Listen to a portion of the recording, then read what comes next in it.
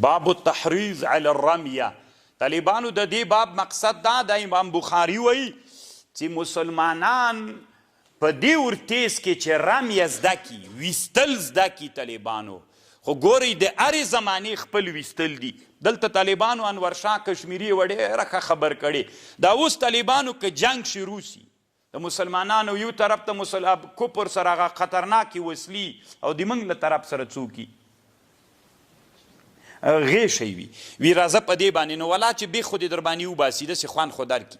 امام انورشاه کشمیري صاحب دغه باب کې لیکلي په فیض الباري کې وي د بخارا باندې چې کله روسانو حمله کوله نو بیا د علماو نه پوښتنه وسوه. ګوري طالبانو د علماو دومره کله کله بعضې علماو چې ویده علماوي د دوی له لاسه اسلام ته دومره ضرر رسېدلی.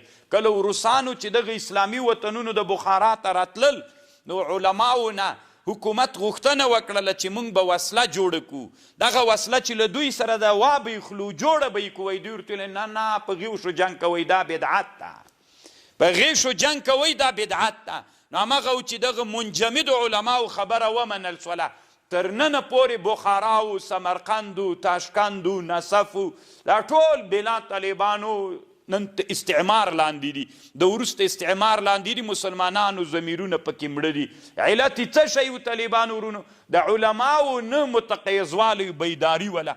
انورشاه کشمیري صاحب لیکلی دي چې مسلمانانو باندې دا فرض واجب ده چې هغه اسباب او هغه وسلې تیارې کړي چې د مسلمانانو ورته ضرورت وي. په هره زمانه کې چې کفر کومې وسلې ته ما مخکې درته ویلې نبی علیه السلام زمانه کې جنګ څه رقم ته د معاویه رضی الله عنه زمانه کې د جنګ بڼه بدله سوله.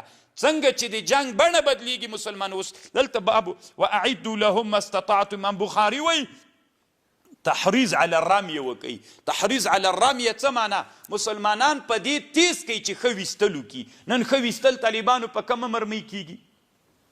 په پرمختللو ډرونو باندې کیږي که نه؟ چې ډرون دلته یي طالبانو چې دلته شنګ ورکړي که نه د عربو په بحر کې هلته د امریکایانو بیړۍ پې باندې وولې بټنه دلته کېکاږي بلا وهلی داسې مزل کوي رواني که نه 2000 کیلومتره لاړ سي هلته هدف وولي.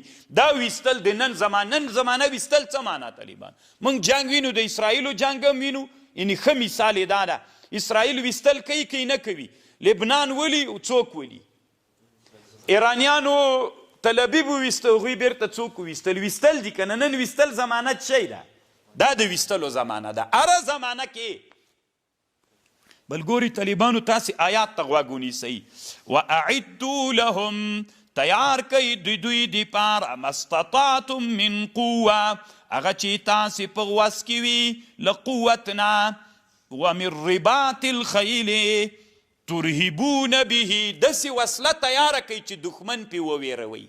د تا ګورئ له دې بوشکې نه دښمن نه ډارېږي، د تا له ټوپک نه دښمن نه ډارېږي، نه هغه دښمن چې له سرحد نه باندې در باندې چې د جنګ بڼه بدلیدونکې ده. ترهبون به عدو الله وعدوکم.